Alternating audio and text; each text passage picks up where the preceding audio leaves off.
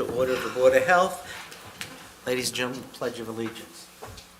I pledge allegiance to the flag of the United States of America and to the republic for which it stands, one nation, under God, indivisible, with liberty and justice for all.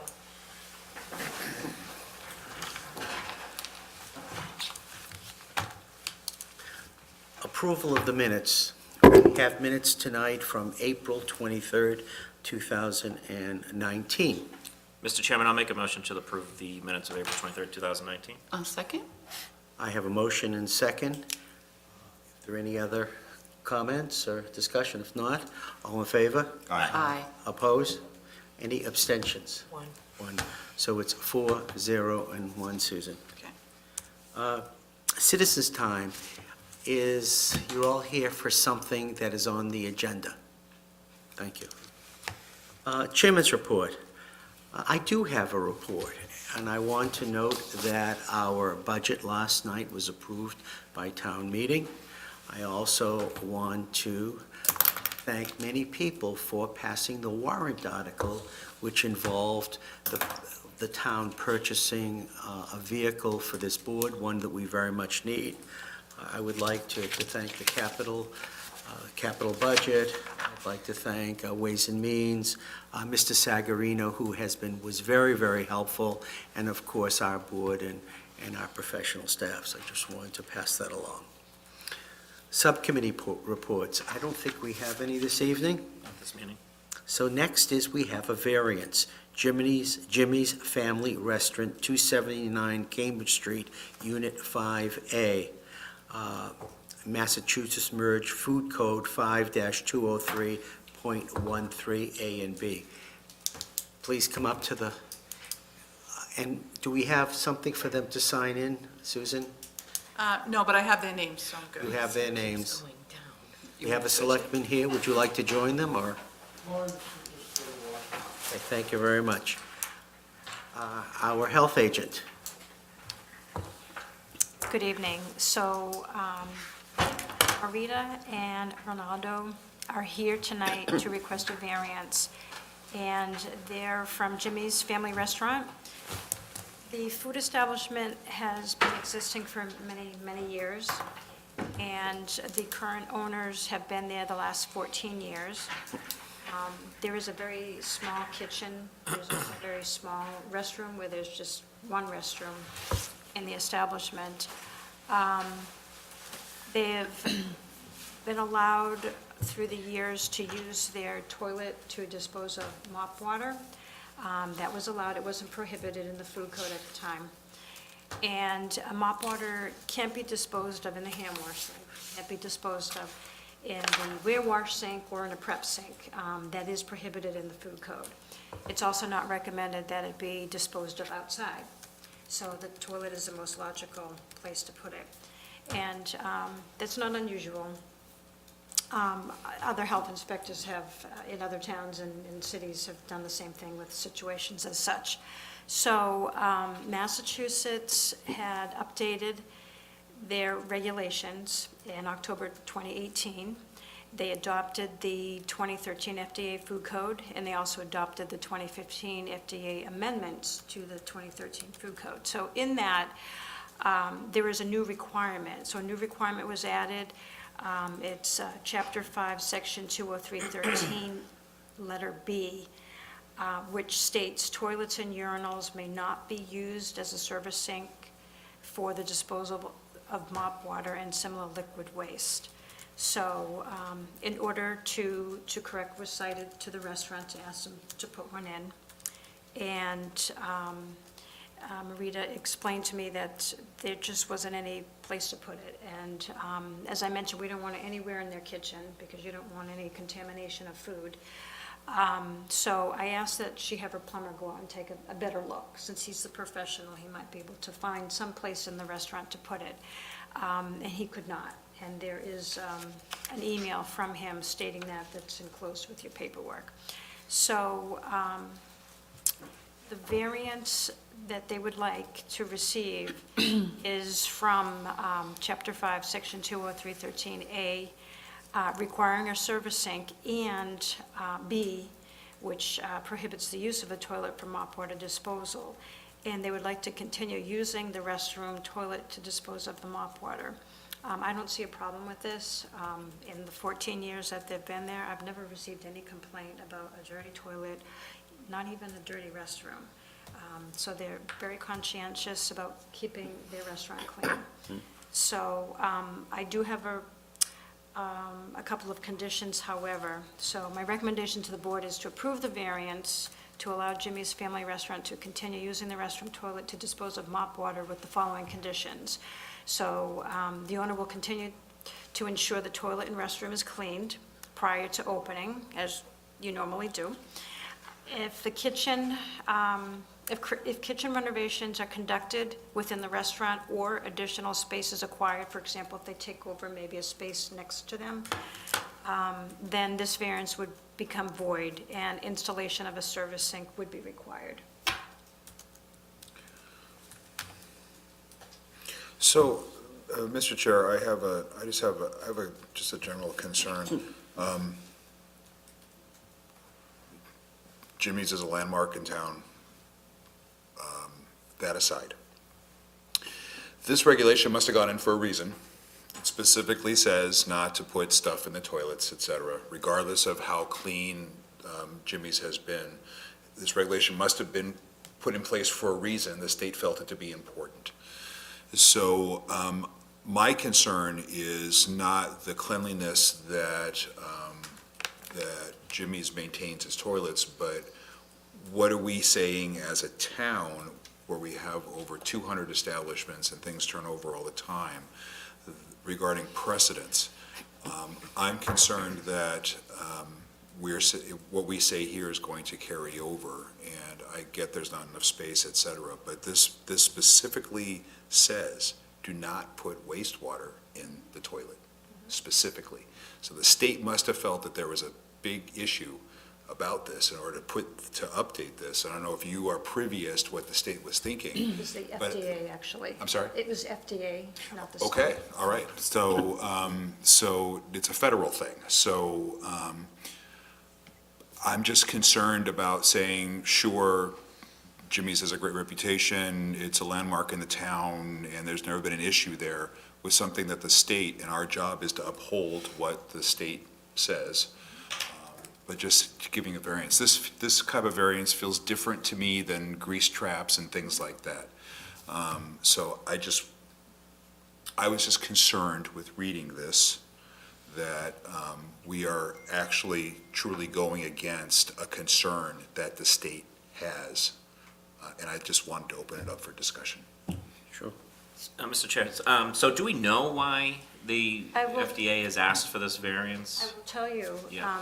in the FDA code, there's a piece of it called the annex, which is, it's kind of an explanation as to why certain regulations are written. So under service sink, I'll read it verbatim. So for section 203.13, mop water and similar liquid waste are contaminated with microorganisms and other filth. Wastewater must be disposed of in a sanitary manner that will not contaminate food or food equipment, which there's neither in a restroom. A service sink or curb cleaning facility with a drain allows for such disposal. So, and I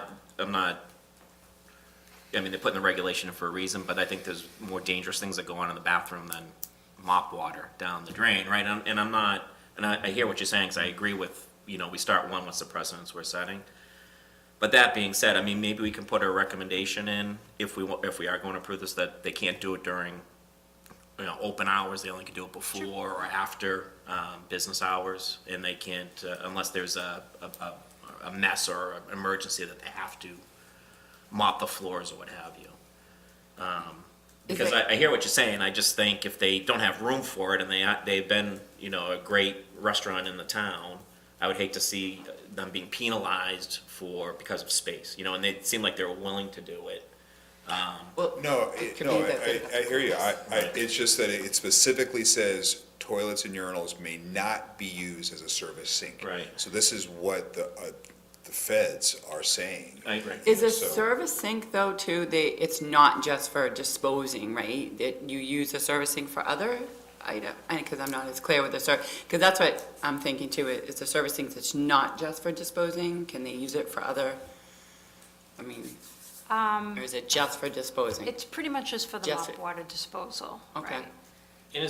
And I forget, is the bathroom in your establishment, it's in the back right corner, Yeah. right? And the kitchen's in the left, towards the Yeah. left? So, And do you have 2 restrooms? No, it doesn't. Just one? Okay.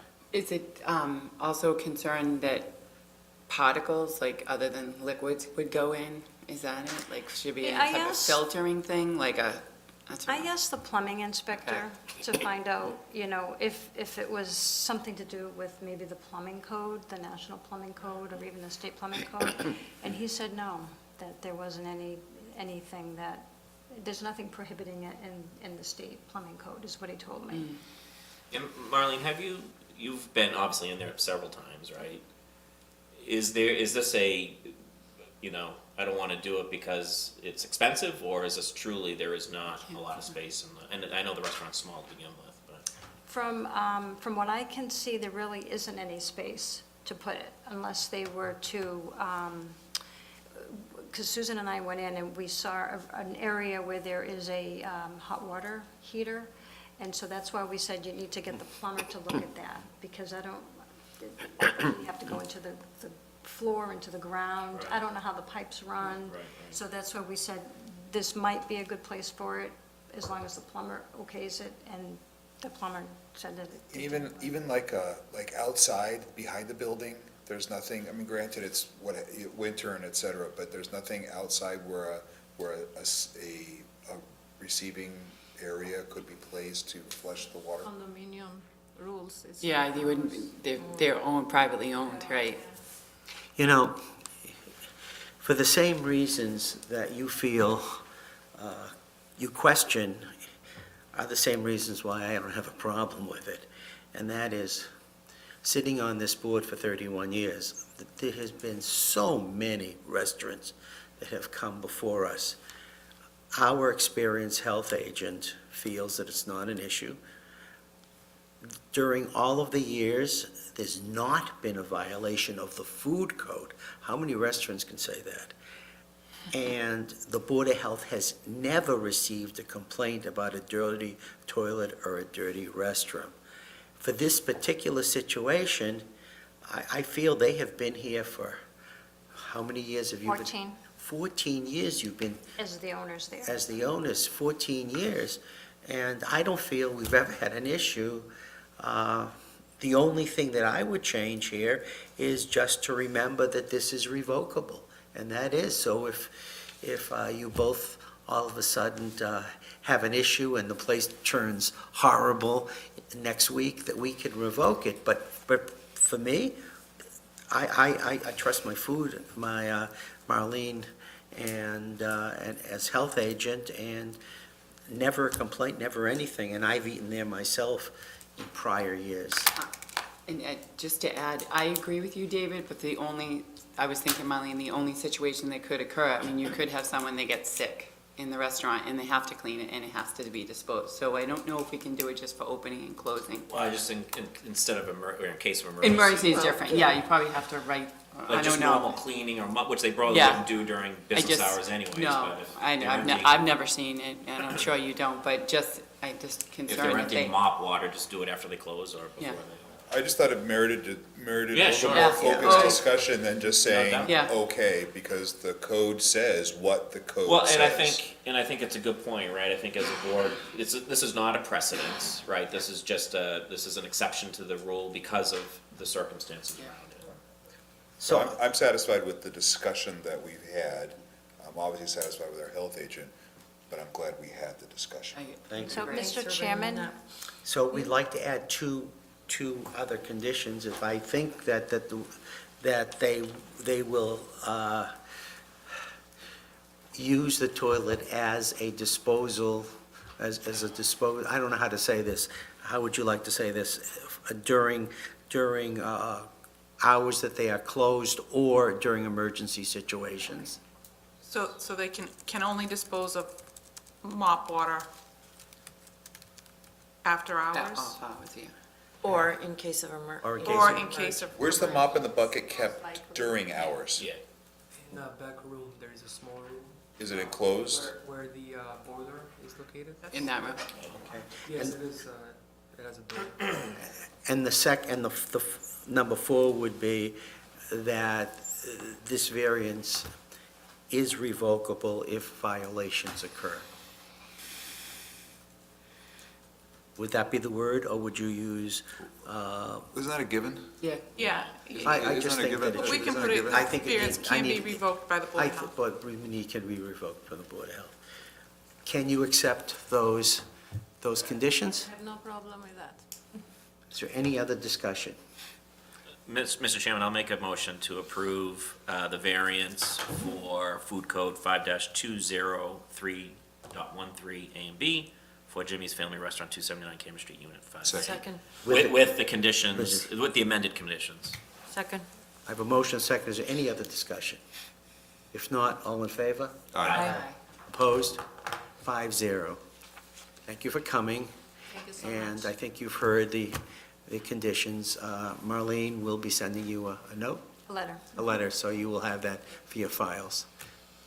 Thank thank you, you. All everyone. right, thanks for coming in. Thank you for Have a good night. coming. And Marlene, thank you for following up on the other options to see if there was other options with the plumber. I think that was great. Thanks. I'm sorry. I said I appreciate you following up with the other options with the plumber to see if there was other solutions, so Right. it was great. Thank you. Staff reports. Thank you. Thank Bye. Health agent. Marlene Johnson. Yes, so I held the pool operators seminar, and we reviewed the swimming pool regulations and the inspection for the pre-operation for the outdoor pools. So we had 17 people who attended for 11 properties, and there were some new faces too, some changes in pool operators. The food establishment training, so I'm trying to set up some training for the food establishments. We talked about this a while ago. I found a venue, because I was expecting about 150 or so. And so we need a large venue, so we're looking at the high school auditorium. So June 25th, we have that set. So we're going to be focusing on the changes of the food code, primarily employee health, vomit and diarrhea, cleanup procedures. I am training Samantha on pool inspections as well, and she and I will both be doing the monthly inspections instead of the contract health inspector doing them. And lastly, the recreational camps. We so far have 5 that applied, and Samantha and I will be doing the recreational camps together. Any Please. Thanks, Mr. Chair. So I have two questions. One is, did you know that if you smell chlorine? All right, the second question is actually a serious question. So, I read about one of my family's favorite places, which is Cold Stone Creamery, that there was an issue regarding bacterial testing of the batch. Okay. So,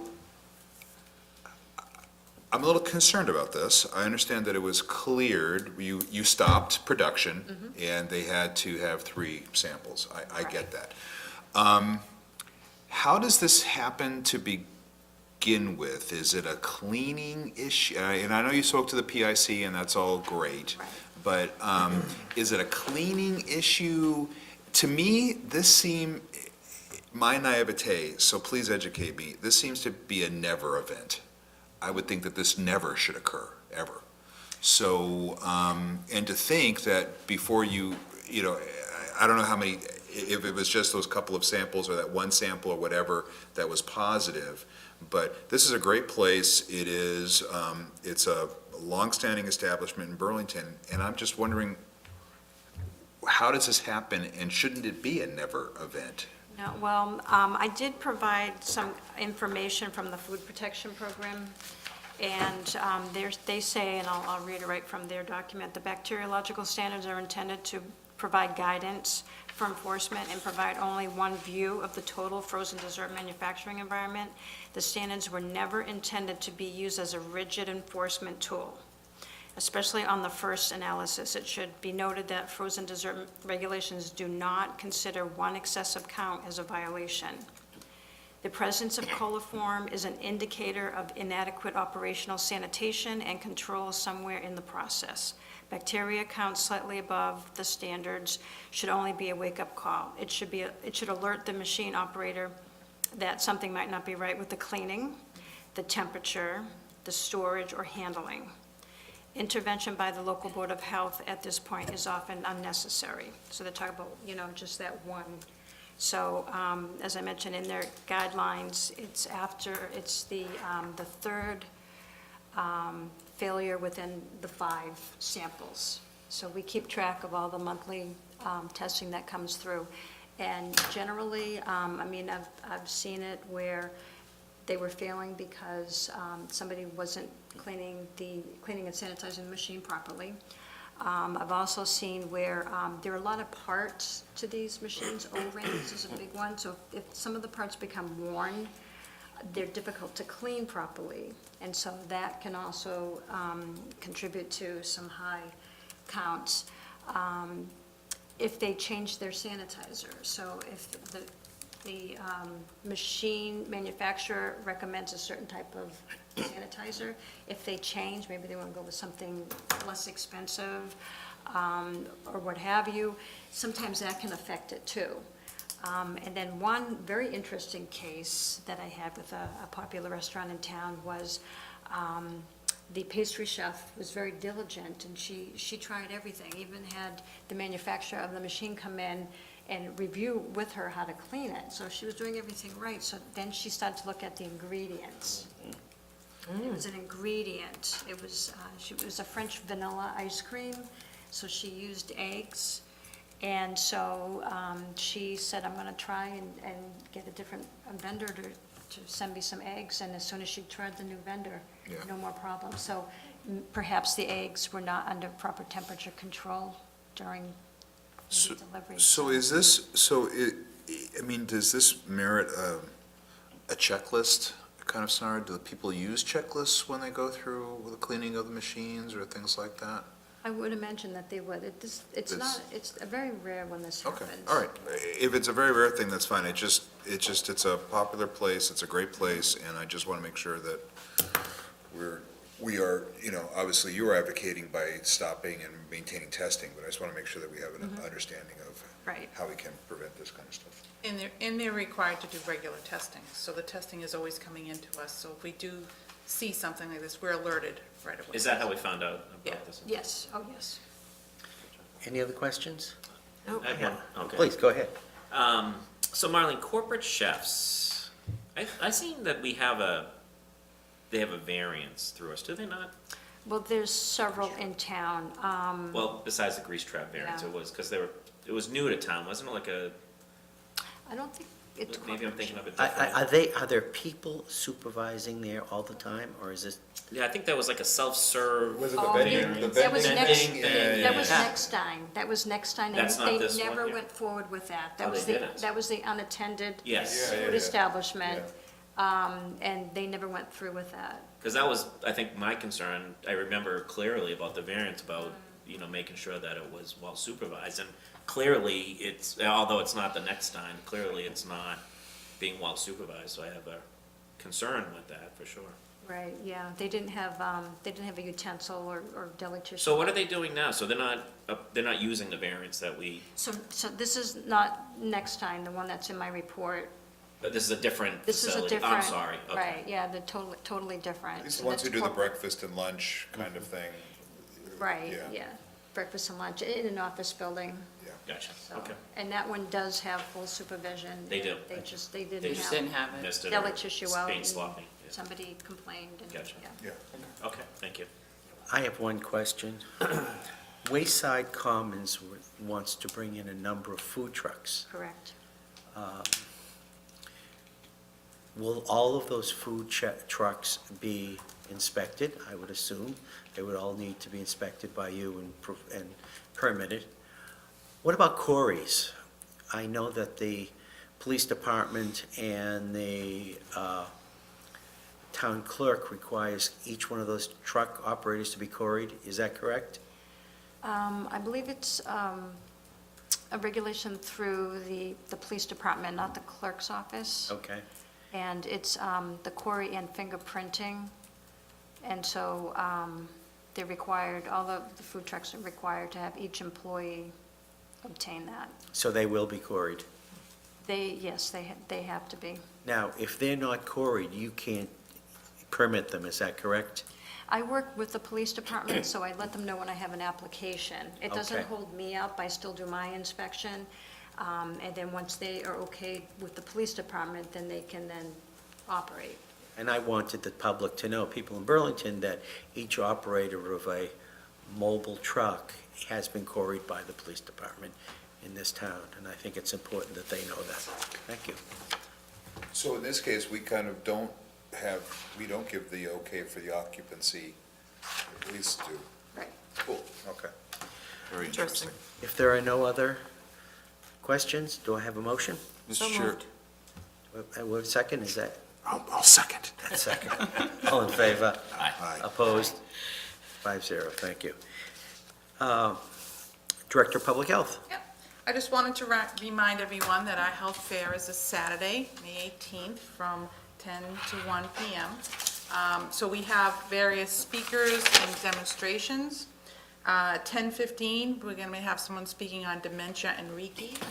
At 11, from 11:30, substance use disorder and past treatment. That's going to be Margie Taylor from Perry. 11:45 to 12:15, we're going to have Reach speaking on domestic violence prevention. So those are the new things this year. And we also have 5 demonstrations in the speakers are going to be in the wooden gym area, and the demonstrations will be in the rubber gym area with the tables. We have more tables than ever this year. We have like 59 tables that are going to be coming. So we're going to be pretty full. I think that we changed the configuration a little bit and did them back to back, so we should be able to fit more in this year. That's it on that. Any questions for our director? Aye, aye. Wow. You've got oral health next, back to back with weight management. I'm joking, you don't. I have one question.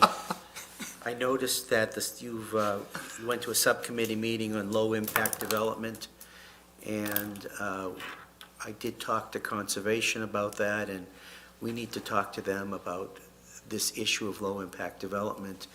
Are we going to be setting up a meeting with them to talk about that? They know our concerns. Yes, we do have a meeting scheduled. It's for the end of May. So they had sent out a Google poll or Doodle poll. Mhm. Did you respond? I didn't. Okay, so I can tell you what the date is for that. I think it is it's May 28th at 11 a.m. is the date that they have set up. Is that a So Tuesday? it's a Tuesday. I can do that. Great. So that's, and that's going to be in the Town Hall Annex Basement Meeting Room. And if And you- more than one member from our board, more than two Two- members? No, because then we'll have a quorum. It's a subcommittee. Okay, thank you very much. Okay, if there are no other questions, can I have a motion, please, to approve? So moved. Second? And a second? All in favor? Aye. 5-0. Well, short meeting tonight. Again, we have a community health fair. It's at the high school at 10 o'clock. Always very interesting, very informative. If there's no other business, I just have one comment. Actually, I'm going to turn it over to you for making those comments. well, no, actually, I apologize to the board. I had a question for our director. I didn't understand the whole memo letter thing that you got from the attorney with regard to the subdivision issue. My medical mind and legal mind I don't know what this whole was. So, but it was something about what the board's responsibilities are? Yeah. Can you just, in a nutshell, just, Sure. So I wanted to get clarification on what the board's responsibilities were under subdivision, and then also the submittal of subdivision plans, because we've gotten in the past, I don't know, a few months, some subdivisions plans that have come to us as minor engineering changes, and what I really wanted to clarify is, okay, so when does that clock start ticking? Does it stop now? How do we comment on a minor engineering change when we've already commented on the original plan? So, the attorney, when I went to go see her, said, well, I have a great memo that I've already done on boards of health and comments on subdivision plans, so I will send that to you.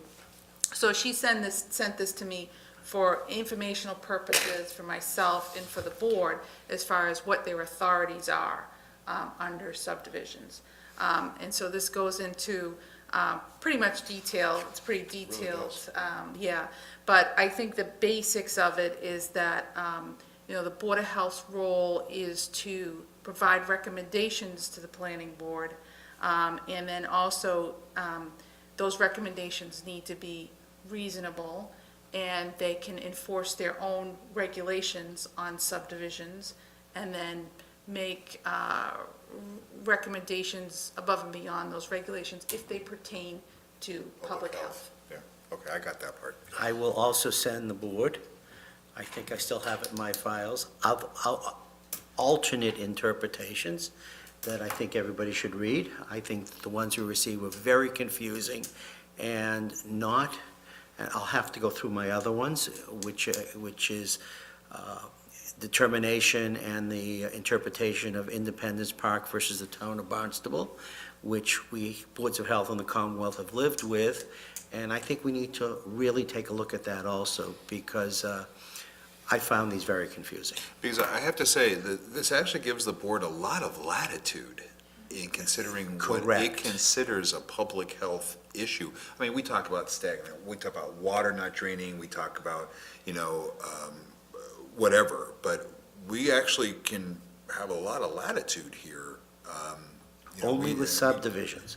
And we have extended that in some cases for public health issues around site plans too. And I think that's appropriate many times.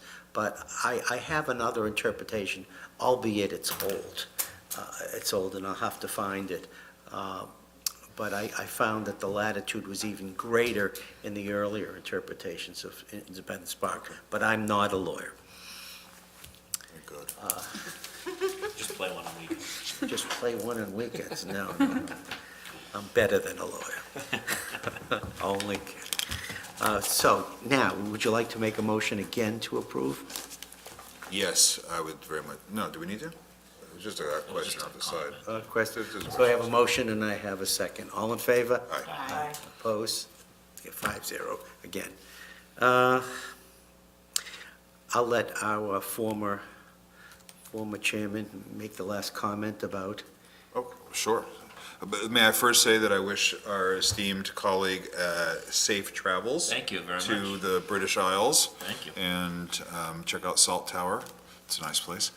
And haggis. And haggis, yeah. Everybody remember, even the weather's crazy, things are crazy, but washing your hands is the best way to prevent the spread of infection. Wash your hands. And with that, do I have a motion to adjourn? So moved. Second? All in favor? Aye. Good night, everybody. Aye.